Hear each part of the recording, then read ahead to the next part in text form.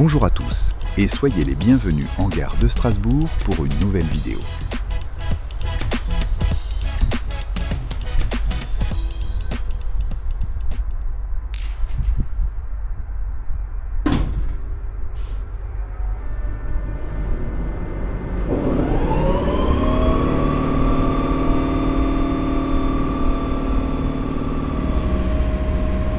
Il est 17h en ce vendredi soir et c'est sous l'intense trafic voyageurs de la capitale alsacienne que nous sommes en train d'effectuer au dépôt de Strasbourg la PC, préparation courante, de cette locomotive BB 22376 Naviland Cargo.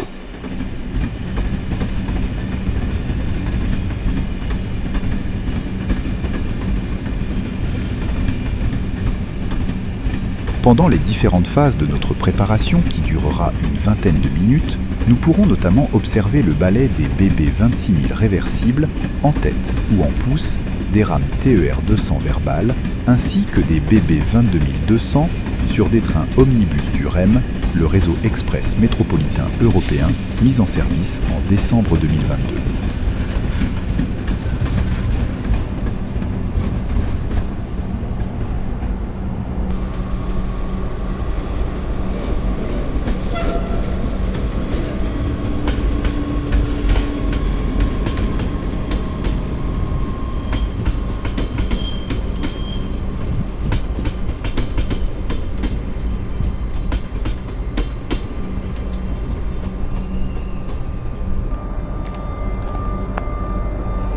À l'issue des essais en cabine, nous faisons maintenant le tour de notre locomotive pour effectuer la phase E de la PC, la visite extérieure.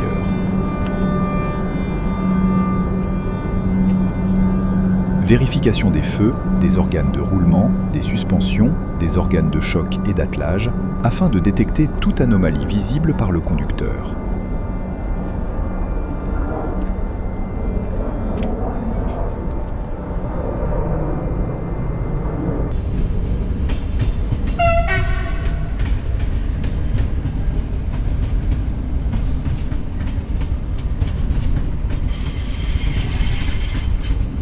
Essai des sablières, vérification de leur remplissage et de l'éjection du sable sur chacune des roues,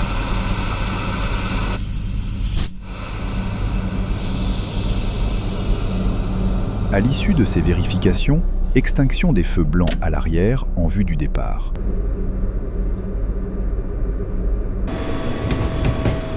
C'est après le passage de cette rame Regiolis Coradia B85500 dans sa superbe livrée transfrontalière France-Allemagne que nous allons annoncer au PAI de Strasbourg, poste d'aiguillage informatisé, que nous sommes prêts à partir en direction du triage de Port-du-Rhin afin de récupérer notre rame de conteneurs.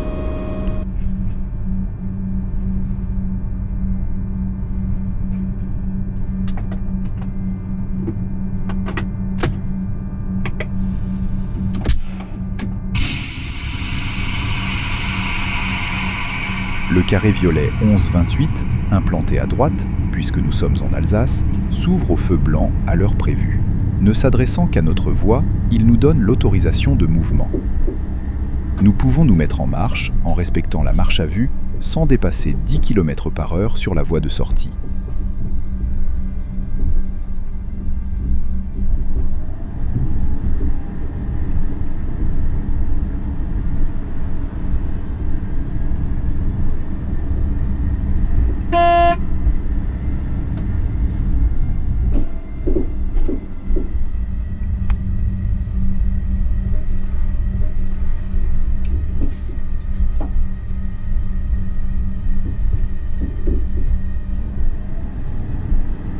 Pour se rendre au triage de Port-du-Rhin, il existe deux itinéraires. Le premier consiste à changer de bout en gare pour repartir directement vers notre destination. Cependant, le plan de voie de la gare côté sud nous obligerait à cisailler toute la plateforme, interrompant le trafic vers Bâle et Kehl, ce qui est presque impossible en heure de pointe.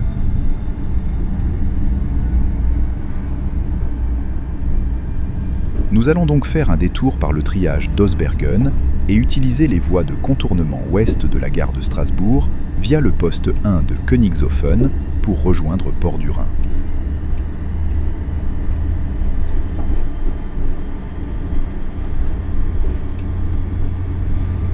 Le signal C1094 au bout de la voie 12, ouvert à voie libre, nous libère de la marche à vue.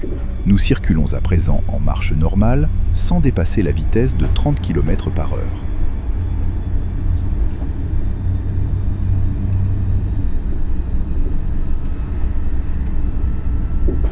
À gauche, les installations de la gare basse de Strasbourg, permettant le remisage et l'entretien des rames voyageurs.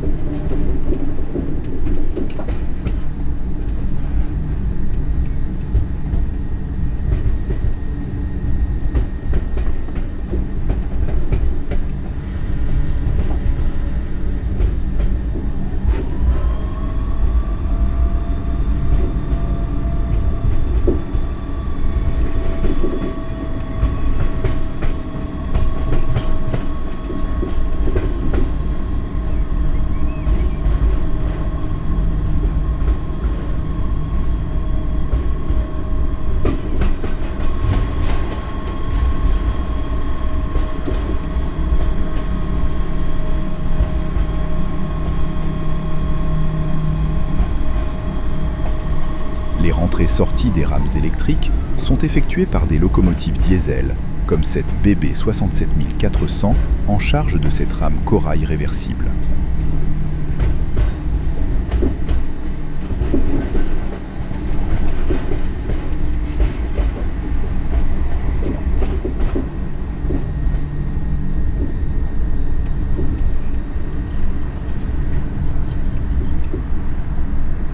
Le TIDD, tableau indicateur de direction à distance, nous donne la direction de gauche.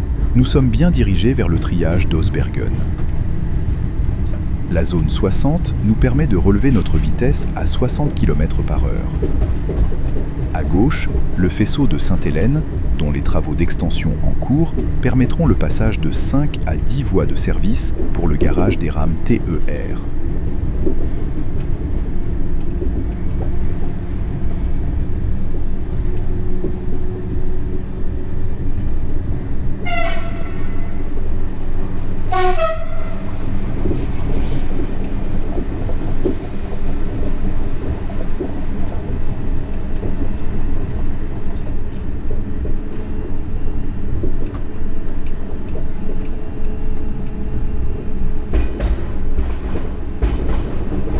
Un seul feu présenté à l'indicateur de direction du signal C1022, nous partons au triage. Avec 2 feux, nous aurions continué sur la voie E en direction de Paris.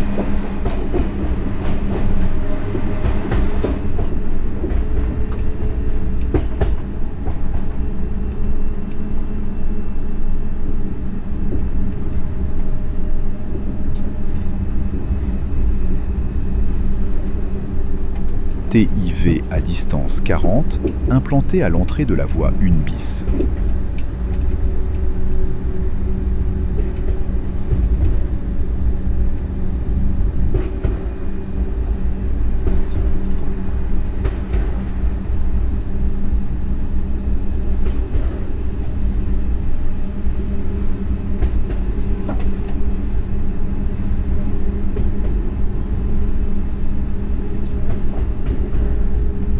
Avec du rappel de ralentissement 30, nous aurions pris cet aiguillage à gauche vers la base infra de Strasbourg-Cronenbourg. Nous quittons la zone d'action du PAI de Strasbourg-Ville, c'est dorénavant le poste 1 d'Osbergen qui est en charge de notre circulation.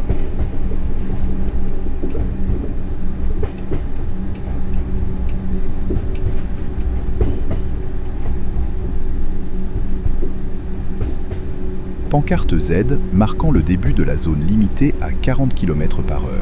À droite, les voies non électrifiées en provenance des ateliers de Bischheim et au-delà vers Lauterbourg.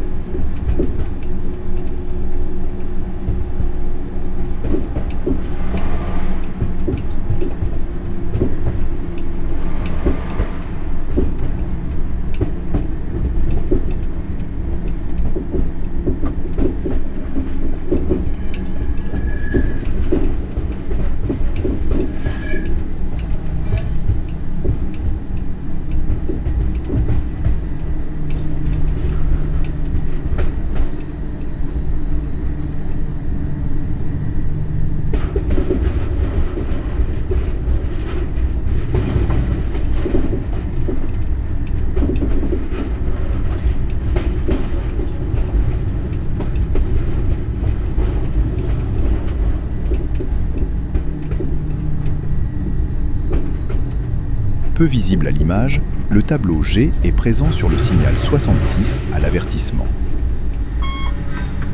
Comme le prévoit notre marche, nous sommes bien reçus au faisceau relais pair.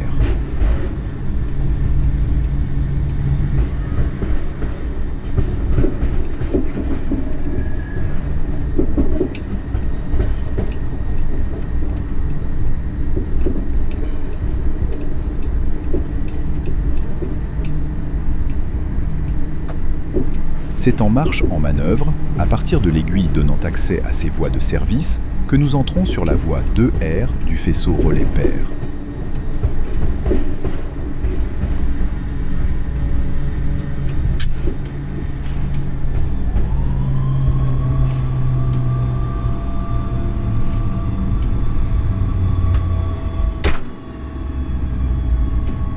Arrêt au dégagement immédiat du chevron, puis nous effectuons un changement de cabine.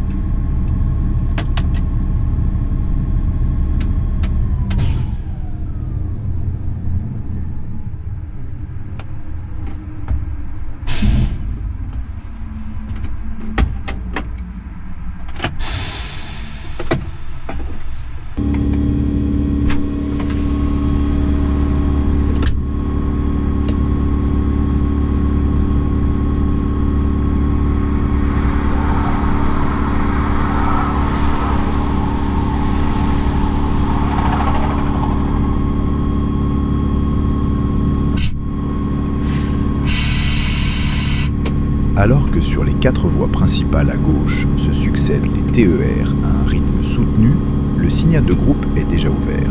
Le TIP, tableau indicateur de provenance, encore peu visible depuis notre point d'arrêt, indique la voie 2. Ces informations combinées nous permettent de nous mettre en marche. Petit piège pour les conducteurs, le signal de sortie, pour des raisons pratiques d'implantation, est à gauche et fléché. Nous pourrions, à son observation, oublier un instant que les signaux sont normalement implantés à droite et par conséquent, regarder le chevron de gauche pour connaître notre numéro de voie, au risque de se mettre en mouvement alors que le signal n'est pas ouvert pour notre circulation. Les conducteurs amenés à circuler sur les lignes où les signaux sont implantés à droite mettent en place des techniques personnelles pour ne pas faire d'erreur.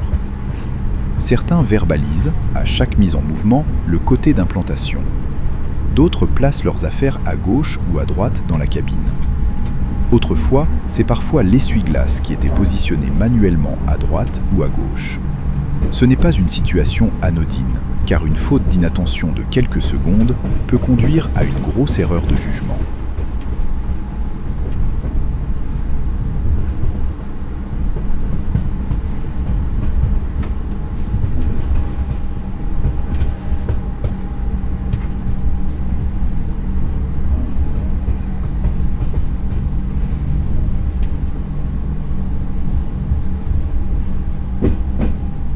Jusqu'en 2005, nous aurions emprunté cette voie à gauche pour récupérer notre train, en direction du triage de Strasbourg-Cronenbourg. Ouvert en 1914 pour désengorger la gare de Strasbourg-Ville de son activité marchandise, le triage de Cronenbourg permettait, avec sa bosse de gravité, de trier jusqu'à 1000 wagons par jour. Implanté à proximité immédiate du marché d'intérêt national de Strasbourg, ouvert en 1965, celui-ci était alimenté par 3 trains de primeurs quotidiens. C'est également ici qu'était installé le terminal ferroviaire de la CNC, la Compagnie nationale de conteneurs, qui traitait 4 trains complets par jour grâce à 2 portiques de levage. C'est en 2005 que la CNC, devenue alors Naviland Cargo, a transféré ses activités sur le site de Port-du-Rhin, devenant ainsi un terminal trimodal entre la route, le rail et le fleuve. Ayant perdu toute activité marchandise, le triage de Cronenbourg est cependant toujours utilisé par des trains de travaux de l'Infrapôle rhénan.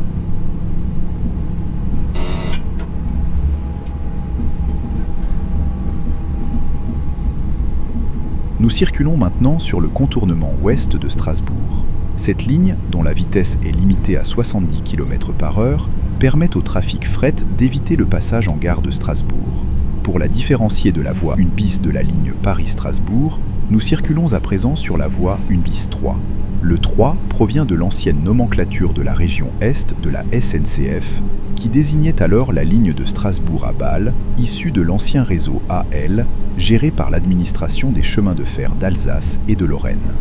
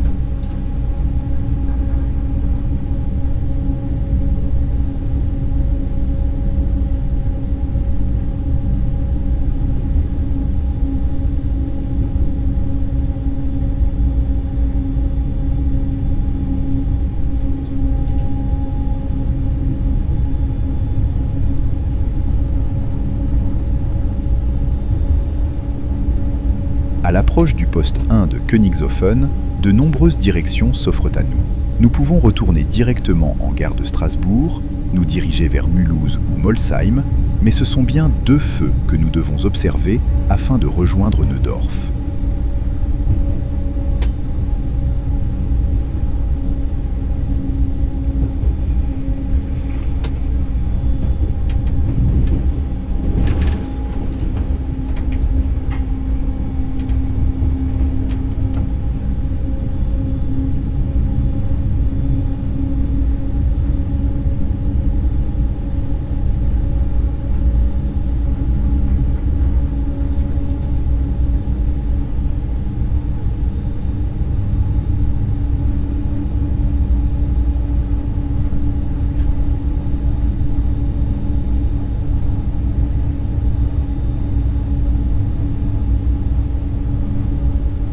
Juste après cette bifurcation, nous franchissons dans un premier temps le canal de la Bruche.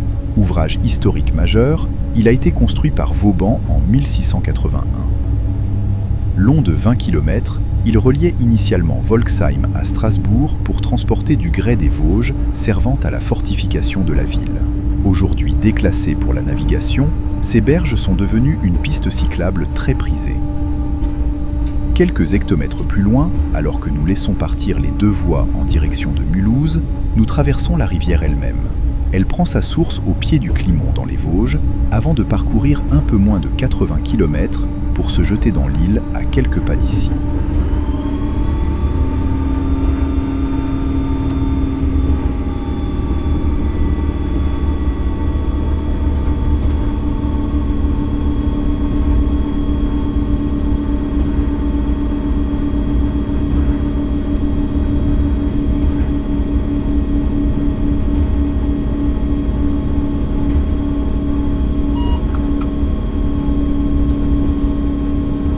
C'est après le raccordement des voies en provenance de Mulhouse que nous franchissons maintenant l'Ill, principale rivière d'Alsace, juste avant sa confluence avec la Bruche. Longue de plus de 200 km, elle prend sa source à Winkel, dans le Jura alsacien, pour confluer avec le Rhin sur la commune d'Offendorf, une vingtaine de kilomètres au nord de Strasbourg.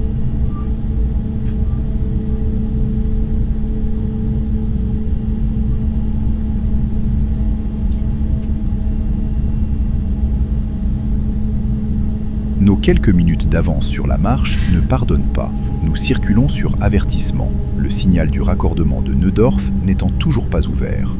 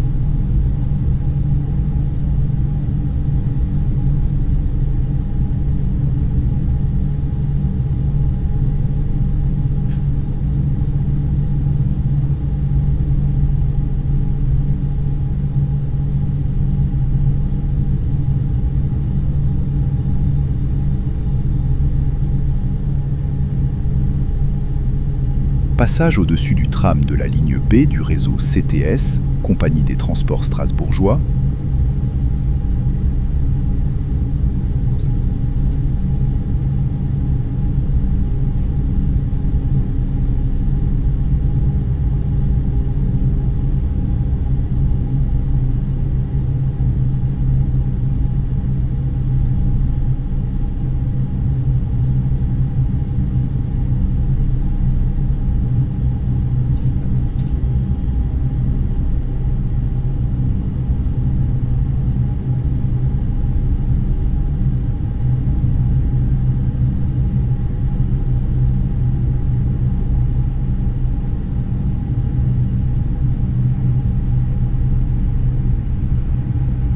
Passage au-dessus de l'autoroute M35, surnommée l'autoroute des Cigognes. Cet axe, l'un des plus fréquentés de la région, traverse l'Alsace du nord au sud.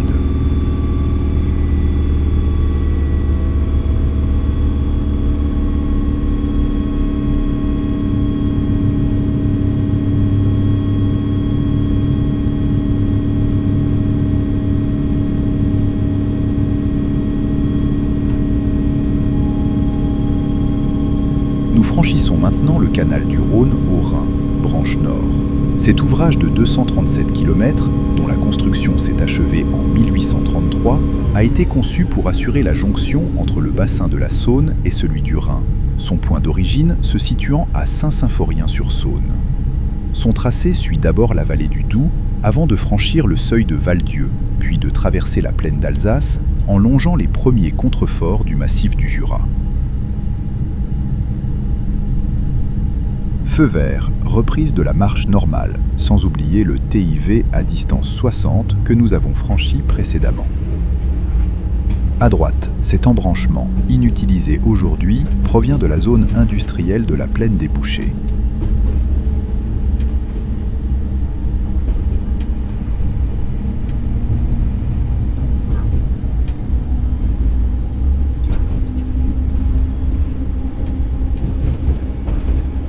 C'est ici que nous rejoignons les voies en provenance de Strasbourg-Ville, que nous aurions pu utiliser en dehors des heures de pointe.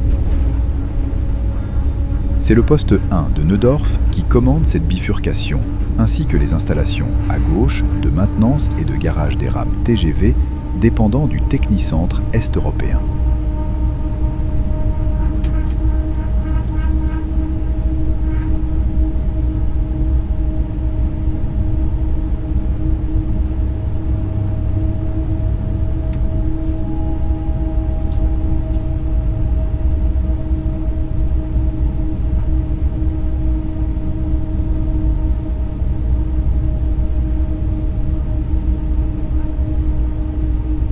Kilomètre 3,2 de la ligne de Strasbourg à Kehl, voici la gare de Krimri-Méno, ouverte en 2003, dernière gare sur le réseau ferré national avant le passage de la frontière.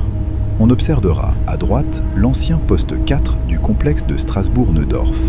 Construit par la Direction générale impériale des chemins de fer d'Alsace-Lorraine en 1905, ce magnifique bâtiment au style néo-gothique n'est plus utilisé depuis la fin des années 80. Transformé en habitation, il est toutefois répertorié au patrimoine culturel.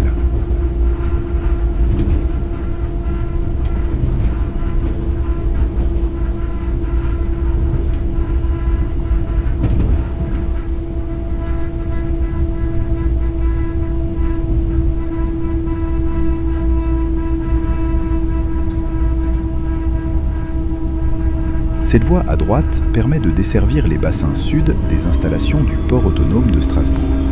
Le port autonome de Strasbourg est le deuxième port fluvial de France après celui de Paris et le deuxième port rhénan derrière Duisbourg. Son aménagement moderne commence en 1892 avec le bassin d'Austerlitz, mais c'est l'année 1901 qui marque l'ouverture du premier bassin en communication directe avec le Rhin. S'étendant sur plus de 1000 hectares, il est doté d'une centaine de kilomètres de voies ferrées, dont 2 terminaux à conteneurs. Le plus ancien, côté sud, ouvert en 1969, et le plus récent, ouvert en 2005, côté nord, avant l'arrivée de Naviland Cargo. C'est d'ici que provient le train que nous allons chercher.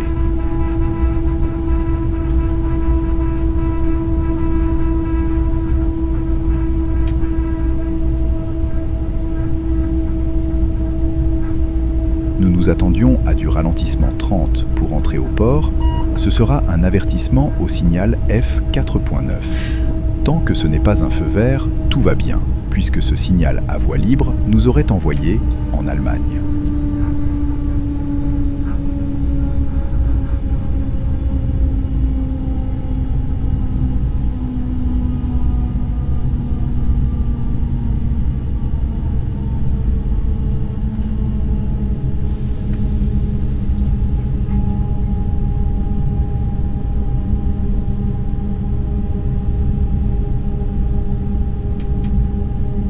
Ce TIV mobile 90, normalement présenté pour le passage sur voie 2 banalisée vers l'Allemagne, est fermé puisque le carré correspondant, groupé avec le TIV de rappel 90, est encore fermé à cet instant.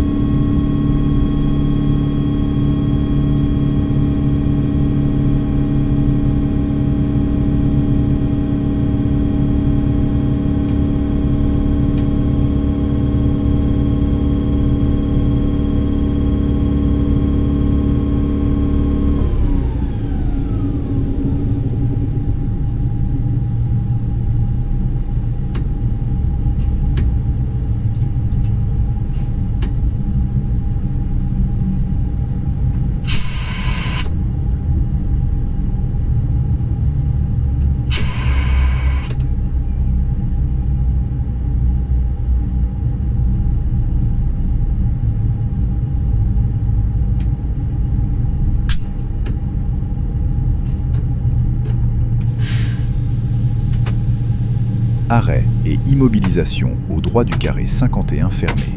Il s'agit du dernier signal de cantonnement français avant la frontière. Nous laissons passer ce Régiolis qui, étonnamment, effectue une mission semblable à la nôtre.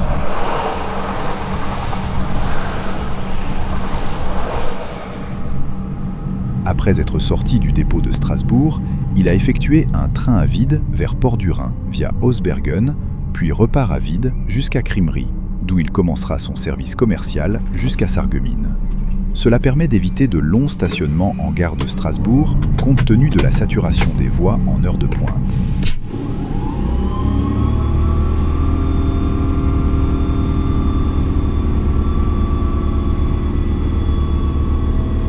Avertissement, rappel de ralentissement 30 et tableau G, nous sommes bien dirigés vers le port, que nous atteindrons après avoir franchi le bassin Vauban grâce à ce viaduc long de 125 mètres. À gauche, le pont routier Vauban et au-delà, peu visible, le pont André-Bord qui supporte la ligne D du tramway dont le terminus se situe outre-Rhin à Kehl.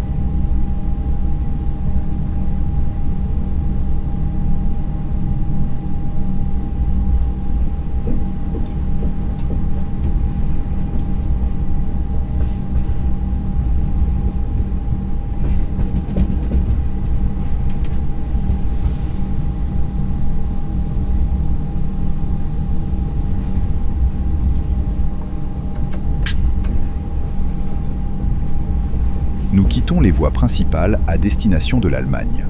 Nous pouvons voir les installations de BC-Panto pour le passage du 25 000 volts au courant 15 000 volts.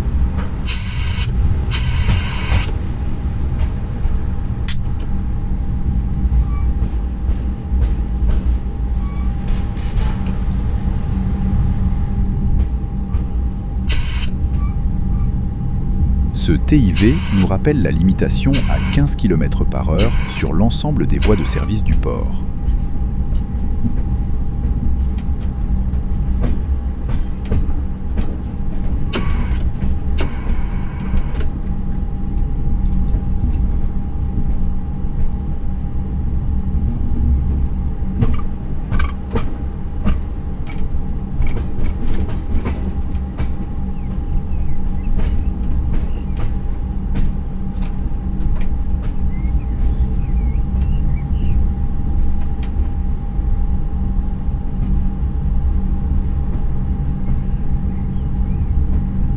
C'est le poste 1 de Strasbourg-Port-du-Rhin qui gère la réception de notre train et l'ensemble des voies de service du port.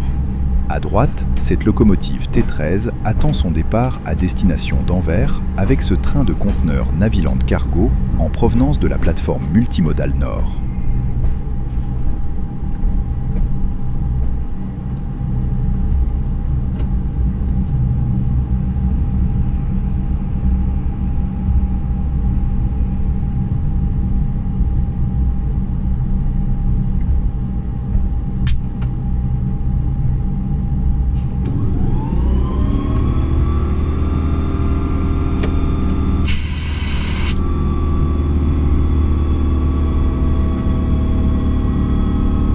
L'agent au sol nous en ayant donné l'ordre, après s'être assuré que le train était bien immobilisé, nous pouvons accoster sur notre rame directement.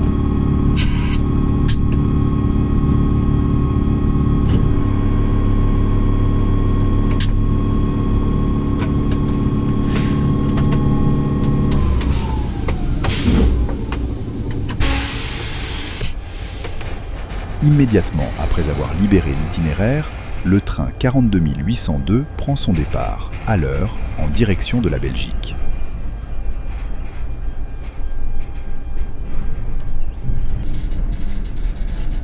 Pendant ce temps, nous effectuons, avec l'agent au sol, l'essai de frein réglementaire. Ce sera un essai de frein de raccordement, l'essai de frein complet ayant déjà été réalisé par la locomotive de manœuvre qui a acheminé notre train depuis la plateforme combinée.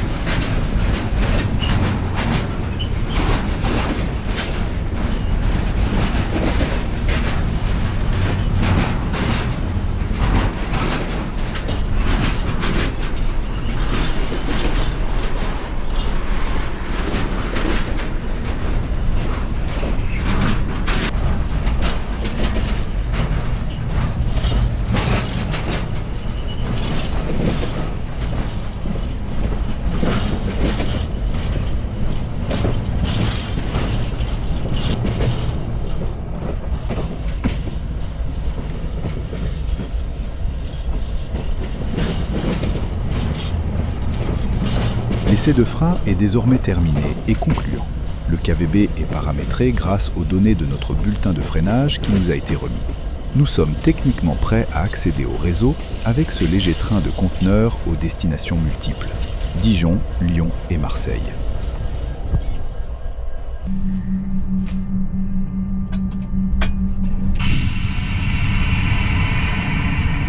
Petite particularité, le poste 1 de Port-du-Rhin n'est pas équipé de la radio Sol-Train GSM-R. Les documents techniques, appelés livrets de ligne, prévoient qu'il soit fait usage du téléphone de service pour annoncer à l'agent circulation que nous sommes prêts au départ. Après autorisation du régulateur et ouverture du signal pour notre voie, il nous rappellera sur notre téléphone pour nous transmettre l'autorisation de mouvement verbalement.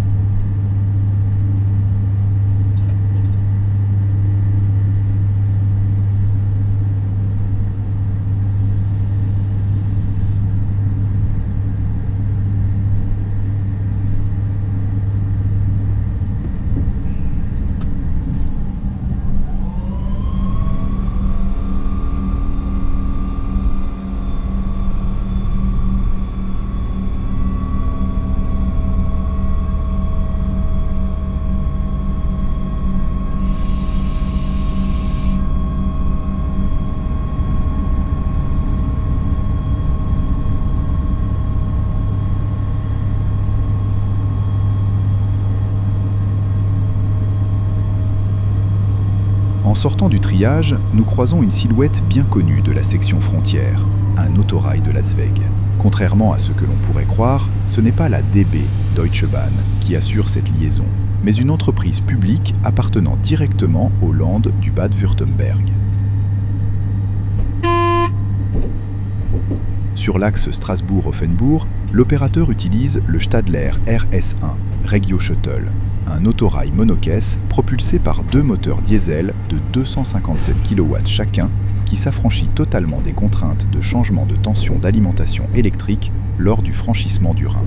Les 30 Coradia transfrontaliers, commandés en 2019 par la région Grand Est et récemment livrés depuis 2024, sont dorénavant homologués en Allemagne. Bimode, bicourant, apte aux 25 000 volts français et 15 000 volts du réseau DB Netz, ils sont dotés des systèmes de sécurité nationaux KVB et PZB ainsi que de l'ETCS. Une fois les formations terminées, ils remplaceront ces autorails vieillissants et souvent sous-capacitaires vers Offenbourg et œuvreront sur toutes les autres sections transfrontalières au départ de Metz, Strasbourg et Mulhouse.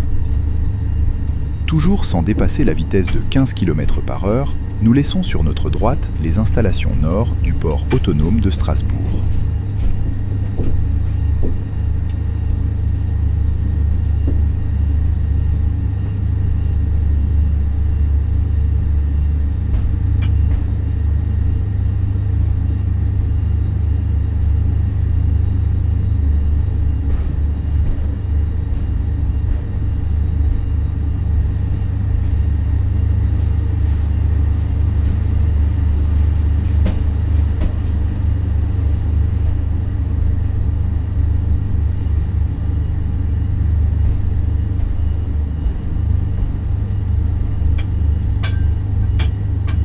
TIV à distance 110 qui annonce la limitation de vitesse à 110 km/h au droit de la pancarte kilométrique 6,3.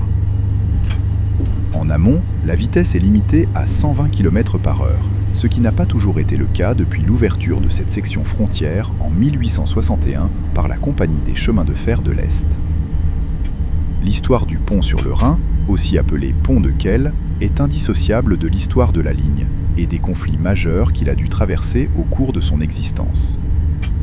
Long de 253 mètres, le premier pont a été ouvert en 1861, après 3 ans de travaux.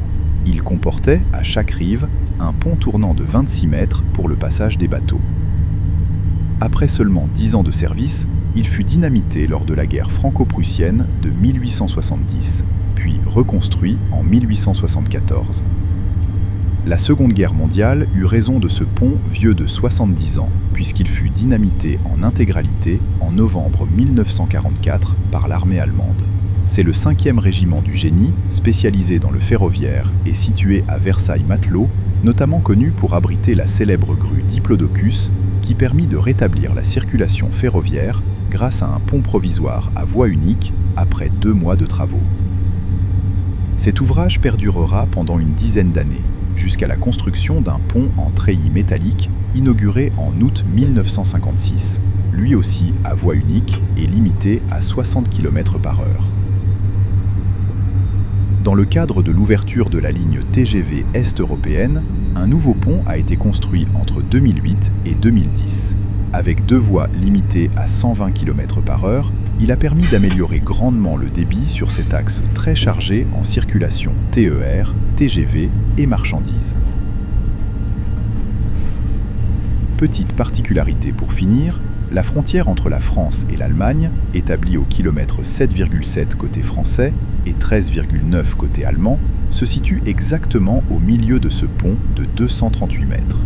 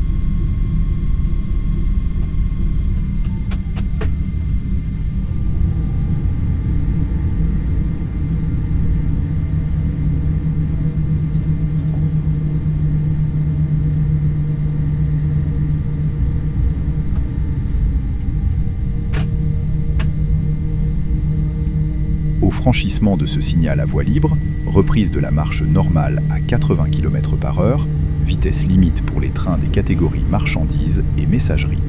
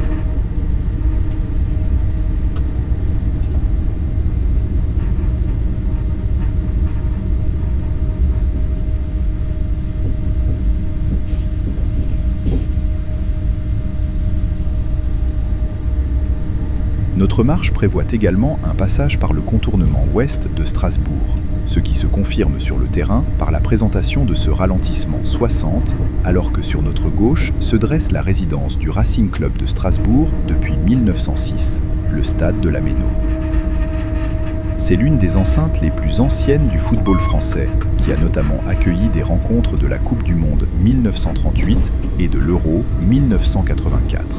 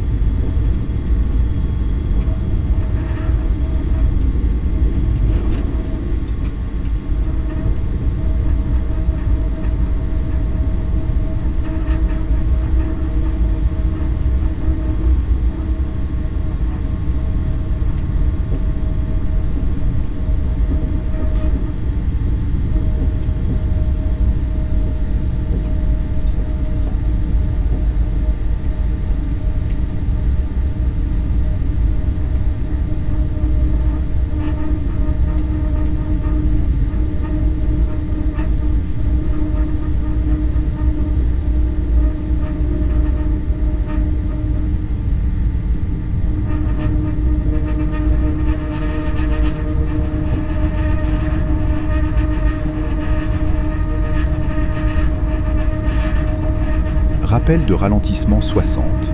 Nous laissons sur notre droite la ligne en direction de Strasbourg-Ville et le poste 1 de Neudorf.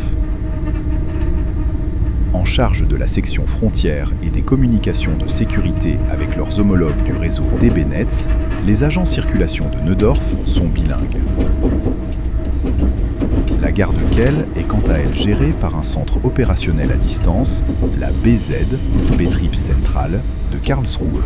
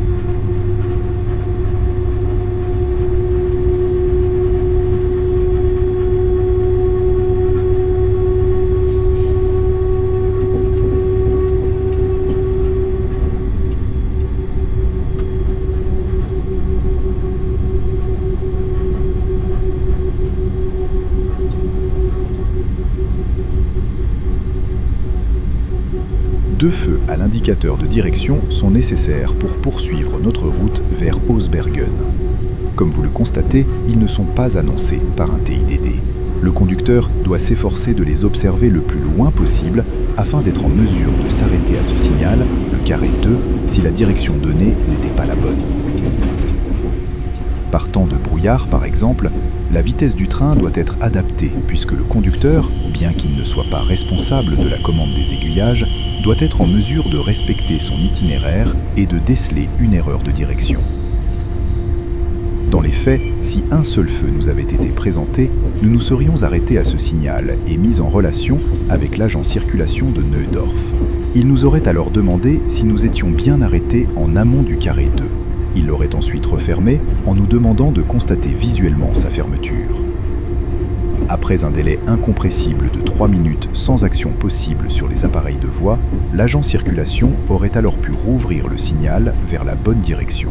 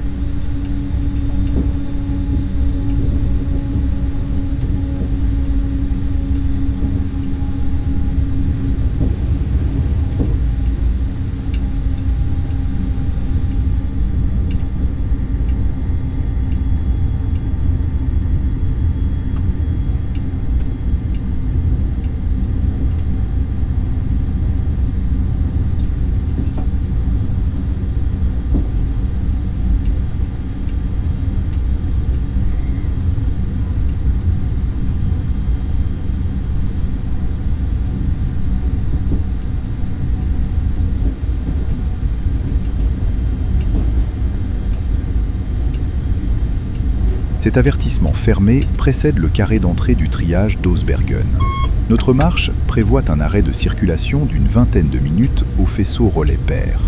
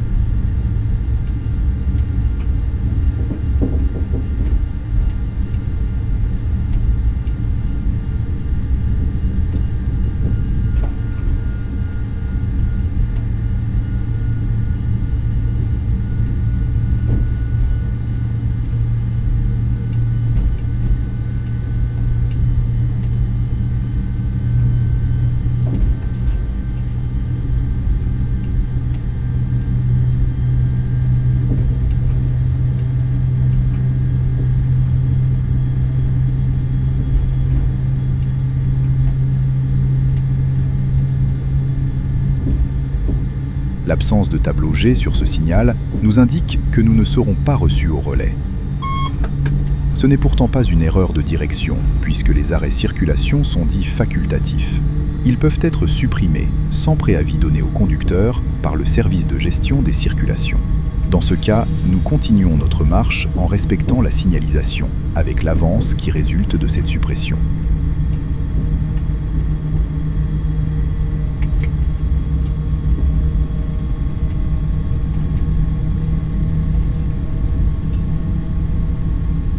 C'est le PRS d'Ausbergen, que l'on peut voir rapidement à gauche, juste avant d'être masqué par ce train Cap-Train France en stationnement au faisceau départ, qui est en charge de notre circulation dans le triage.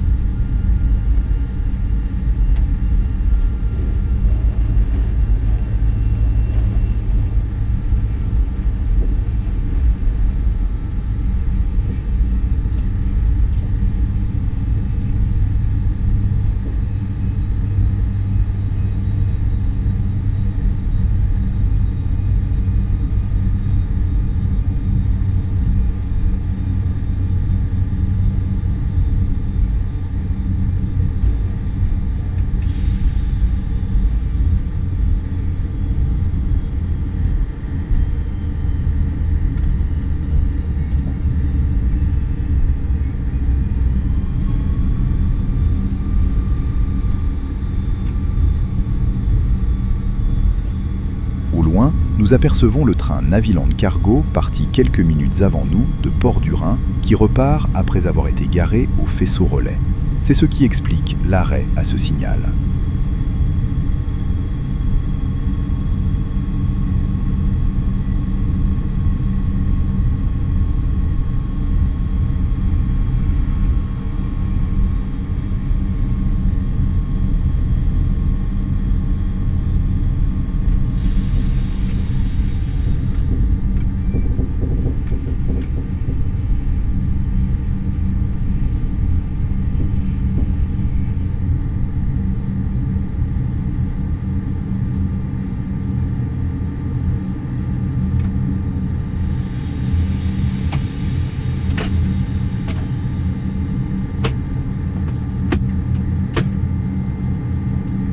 Après 2 minutes d'arrêt, nous pouvons reprendre notre marche.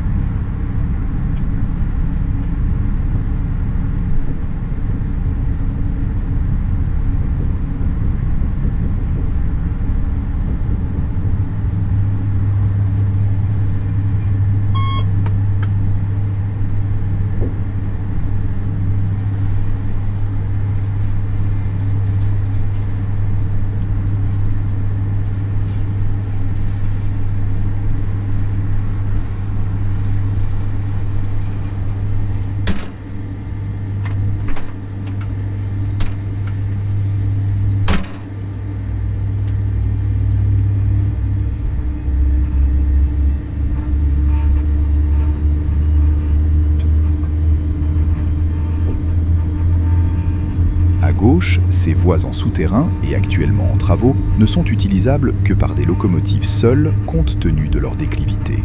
Elles facilitent les rentrées et sorties du dépôt d'Ausbergen.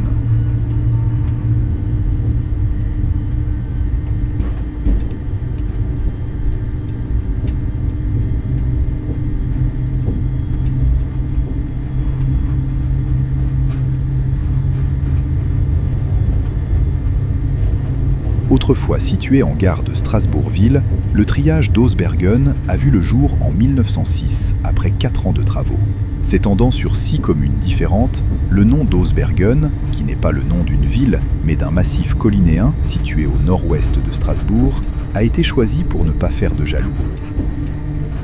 Ces caractéristiques sont classiques des triages français, avec 3 faisceaux successifs: réception, formation et départ, complétés par 2 faisceaux relais, pair et impair. Le dépôt, qui a compté jusqu'à 3 rotondes, n'en possède désormais plus aucune. Elles ont été détruites à la fin des années 80. Les activités de tri par gravité ont cessé en 2008. C'est désormais à plat que se font les manœuvres des trains. Sauriez-vous dire combien de triages par gravité sont encore en service aujourd'hui ? La réponse est 4. Le Bourget, en région parisienne, Voipy, en Lorraine, Ciblin, dans la vallée du Rhône, et enfin le plus méridional de tous, Miramas.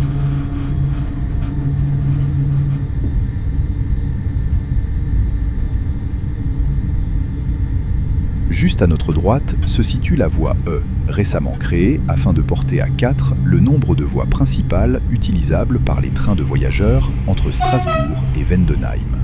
Banalisée, c'est-à-dire pouvant être utilisée indifféremment dans les 2 sens, elle permet de désengorger la sortie nord du nœud ferroviaire strasbourgeois.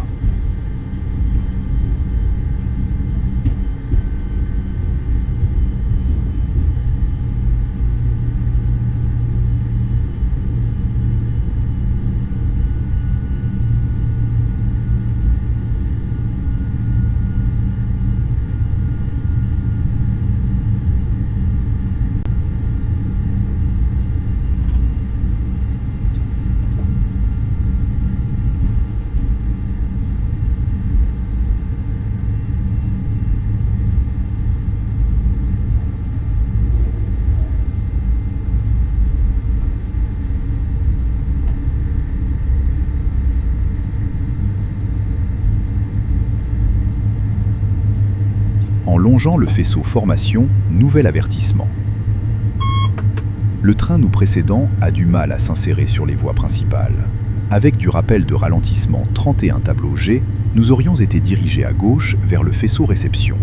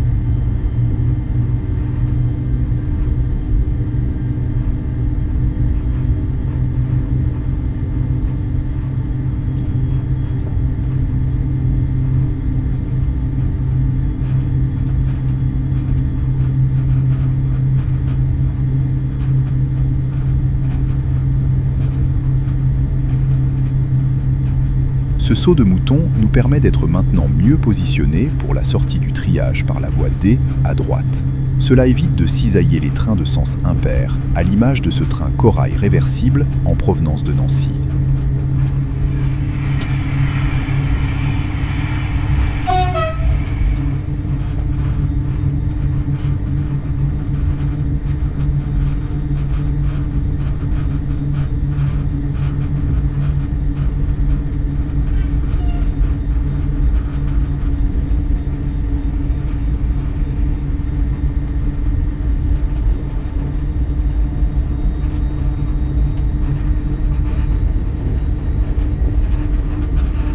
Nous retrouvons enfin un feu vert avant notre raccordement à la voie D. La vitesse est pour le moment limitée à 60 km/h jusqu'à la sortie de la voie 2 bis où nous pourrons monter à 100 km/h jusqu'à la gare de Vendenheim.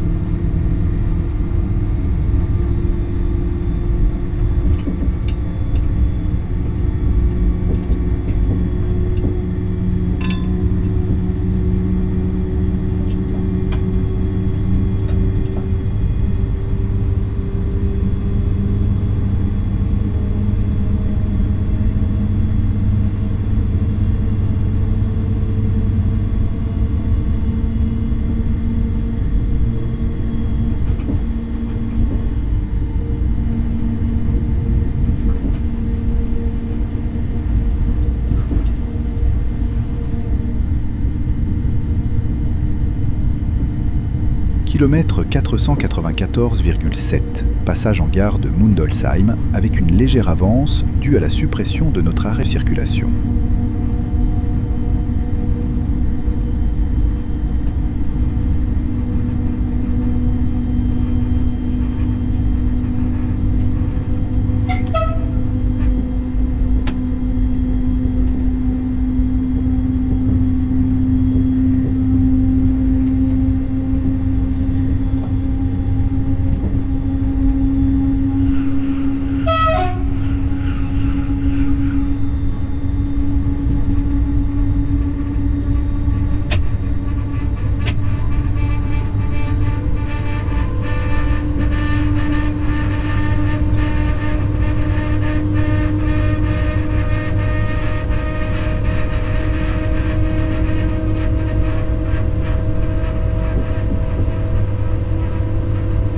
De nombreux tableaux sont susceptibles d'être présentés sur ce signal C734.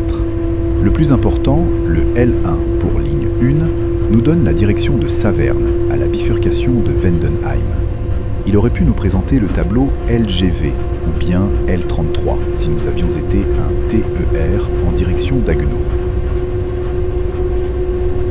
Dans certaines zones complexes comme cette bifurcation qui comporte 3 directions, l'usage de tableaux indiquant clairement la destination est beaucoup plus efficace qu'un simple TIDD accompagné de ID.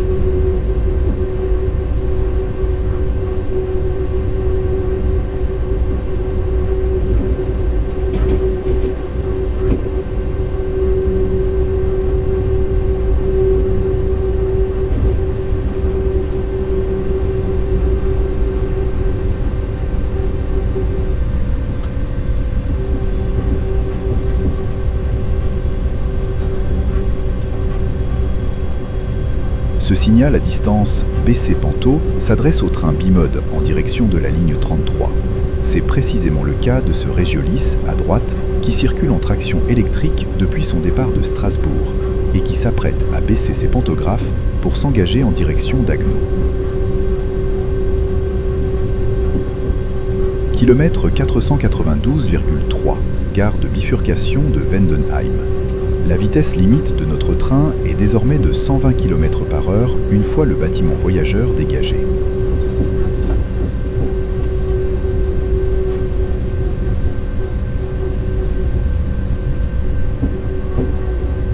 Nous franchissons ici un canal qui suit le tracé de la ligne 1 sur une grande partie de son parcours jusqu'à Vitry-le-François. Achevé en 1853 et long de 314 km, le canal de la Marne au Rhin permet de franchir la ligne des Vosges par le col de Saverne. Son ouvrage le plus remarquable reste le plan incliné de Saint-Louis-Arzviller, un ascenseur à bateau transversal unique en Europe, mis en service en 1969. Ce dispositif a permis de remplacer 17 écluses réparties sur seulement 4 km, assurant une élévation de près de 45 mètres en quelques minutes.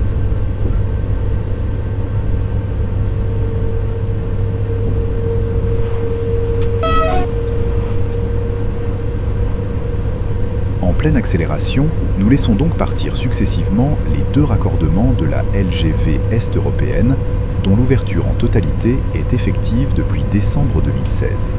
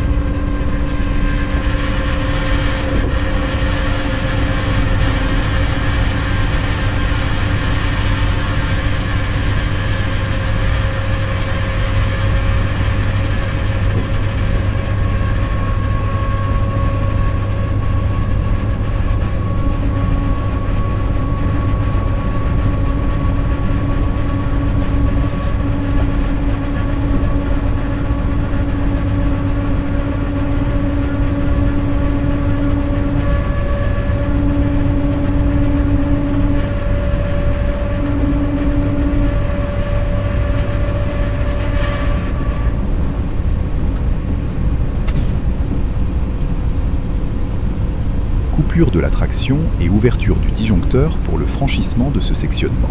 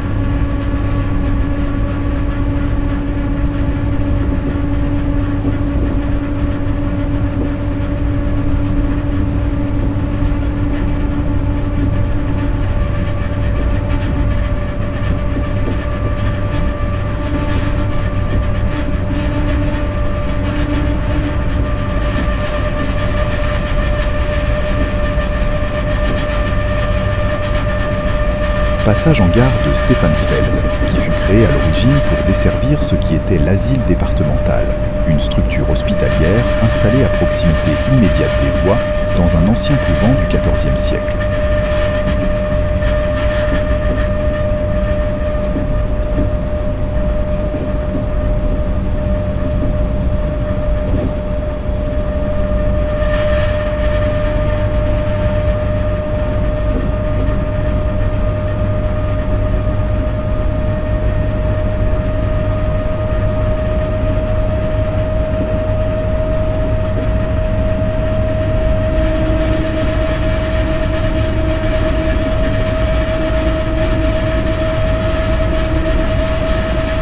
Immédiatement après le passage sur la Zorn, une rivière d'une centaine de kilomètres, dont nous allons croiser le cours à plusieurs reprises, nous traversons la gare de Brumath.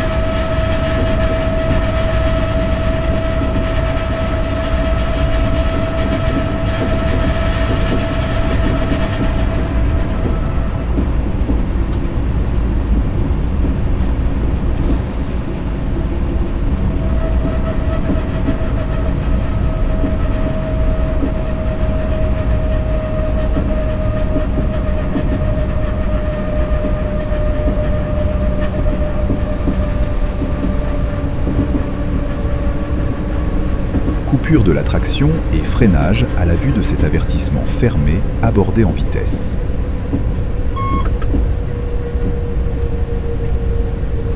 Notre composition, assez courte et freinée en frein continu voyageur, nous permet de perdre rapidement de la vitesse.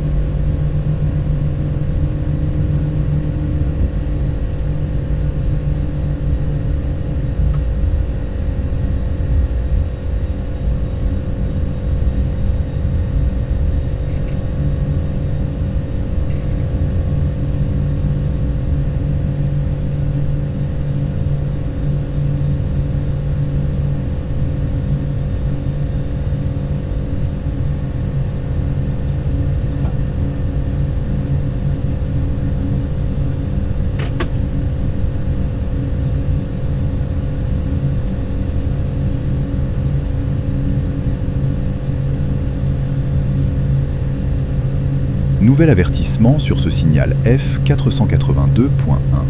Nous nous attendions à observer un TIDD à gauche en vue de la bifurcation de Mommenheim en approche. Le signal suivant étant fermé, l'itinéraire n'est pas encore tracé. Le TIDD reste donc éteint. Nous devrons donc nous fier à l'indicateur de direction.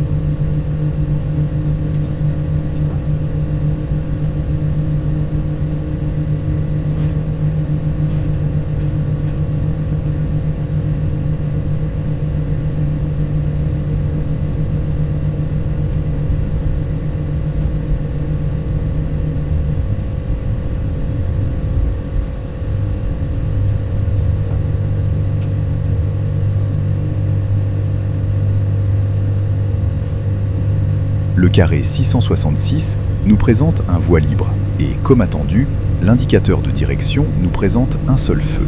Nous sommes bien dirigés vers Saverne.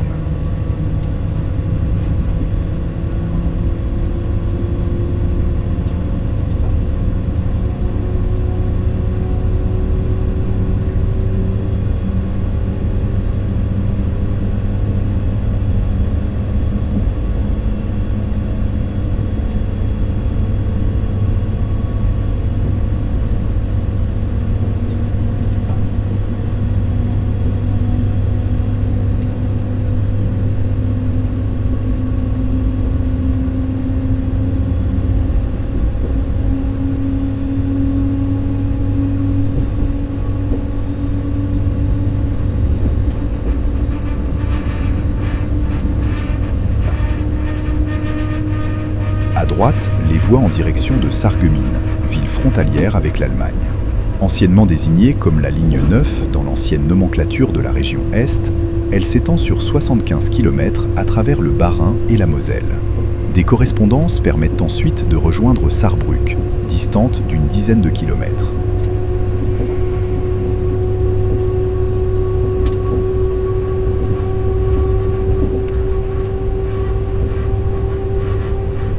À droite, l'ancienne gare datant de 1851, remplacée en 1895 par la gare actuelle lors de l'ouverture de la ligne de Sarreguemines en raison de son emplacement éloigné de la bifurcation.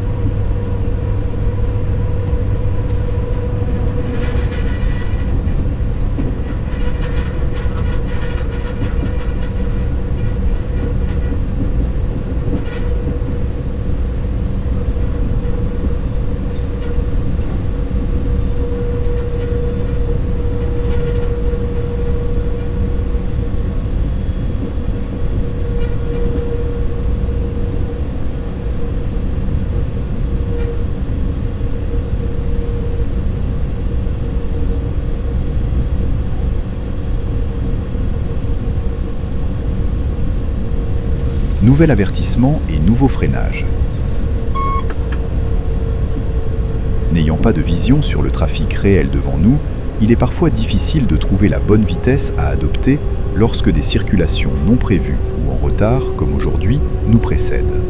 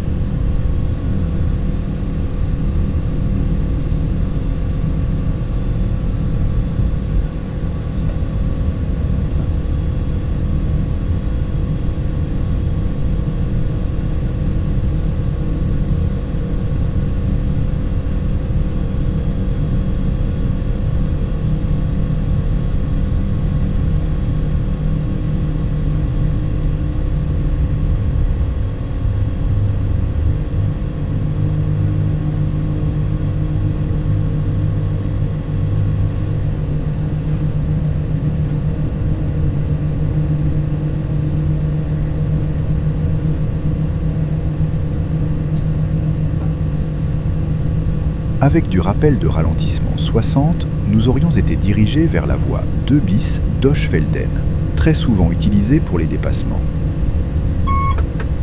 Elle est également utilisée pour la desserte céréalière des comptoirs agricoles dont nous apercevons les silos à droite.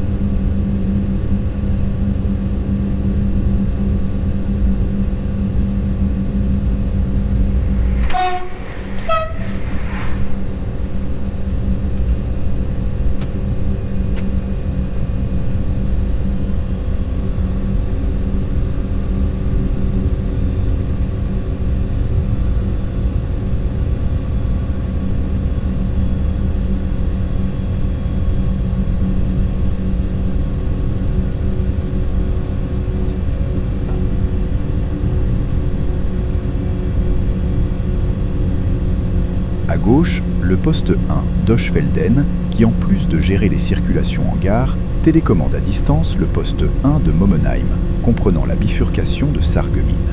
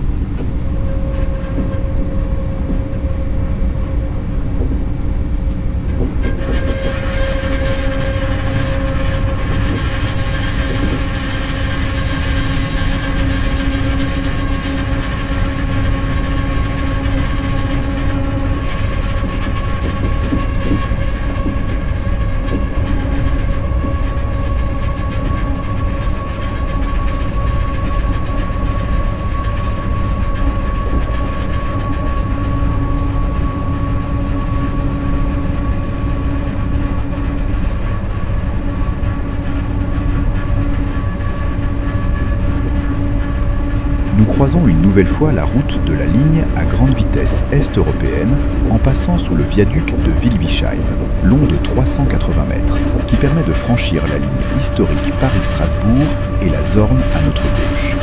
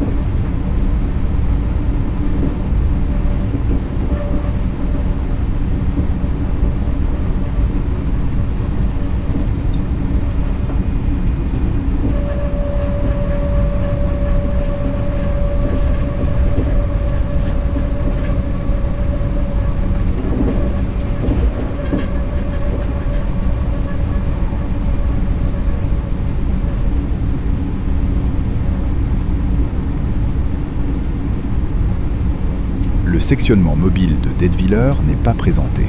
Il n'est donc pas nécessaire d'ouvrir le disjoncteur.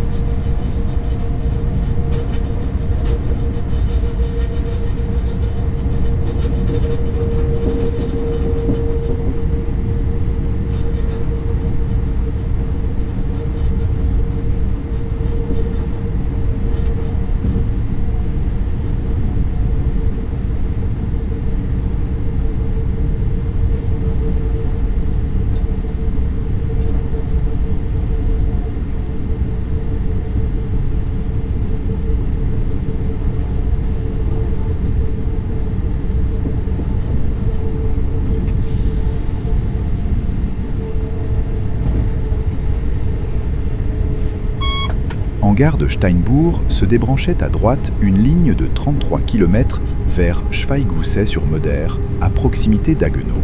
Fermée en 1970, elle faisait partie de la transversale reliant Saverne à Rastatt, commune allemande dans le Bade-Wurtemberg.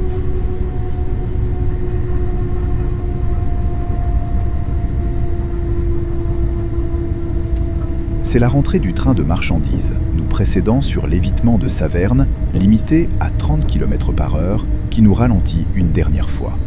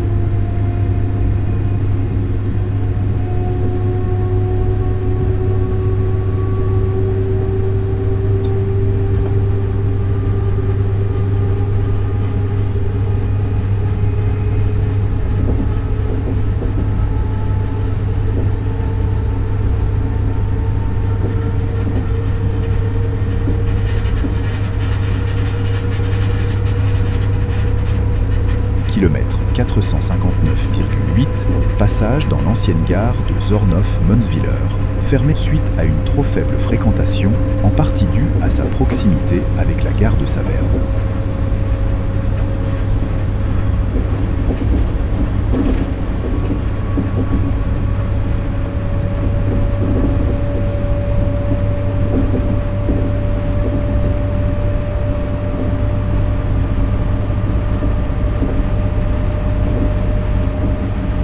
Nous retrouvons une nouvelle fois le train 42 802 garé sur la voie 4, respectant son arrêt de circulation initialement prévu de 40 minutes et réduit à 20 en raison de son retard.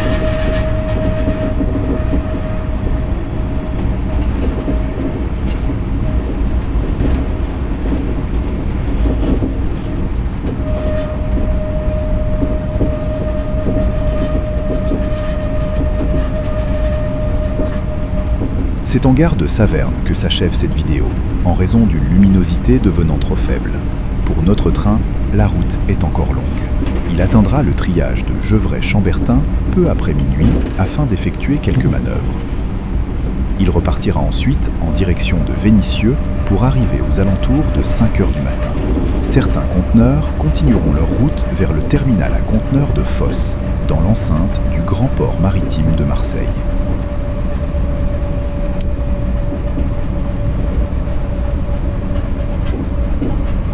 Merci à tous d'avoir suivi cette vidéo et à bientôt pour un nouveau voyage.